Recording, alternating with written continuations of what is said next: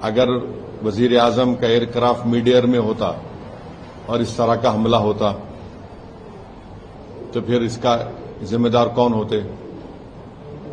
اور وزیر اعظم کو، پردھان منتری کو دیش کو بتانا ہے کہ کیا نیتن یاہو نے ان کو یہ بتایا تھا کہ اسرائیل ایران پر حملہ کرنے والا ہے، اور اگر بتایا تھا تو پھر وزیر اعظم کو چاہیے تھا کہ وہ فوراً، پردھان منتری کو چاہیے تھا کہ فوراً اپنا اسرائیل کا دورہ ختم کر کے دیش کو واپس آتے۔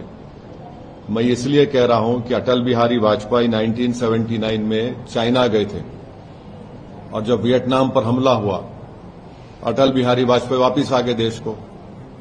اور اگر اسرائیل نے نہیں بتایا کہ وہ یو ایس کے ساتھ مل کر ایران پر حملہ کر رہا ہے تو پھر یہ تو اسرائیل نے ہم کو دھوکہ دیا، دیش کے 133 کروڑ جنتا کو اسرائیل نے بھارت کی دھوکہ دیا ہے، بٹرے کیا ہے۔ انہوں نے پردھان منتری کے وزٹ کو استعمال کیا ہے ایران پر اپنے ایک ولگر اٹیک کے لیے، اور انہوں نے پردھان منتری کے وزٹ کو استعمال کیا ہے ایران پر حملہ کرنے کے لیے، اور جو جینوسائیڈ انہوں نے فلسطینیوں کا کیا ہے غزہ میں اس کو کور اپ کرنے کے لیے۔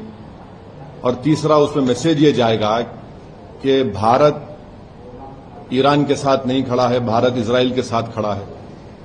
اور بھارت کو کیا حاصل ہوا ہے اس حملے سے؟ بتائیے، کچھ فائدہ ہوا بھارت کو اس حملے سے؟ چھٹی بات یہ ہے کہ 10 ملین بھارت کے ناگرک گلف کنٹریز میں رہتے ہیں، 10 ملین۔ ان اس دیش کے عام ناگرک پر کیا میسج جائے گا کہ پردھان منتری مودی کے وزٹ کے ختم ہونے کے فوراً بعد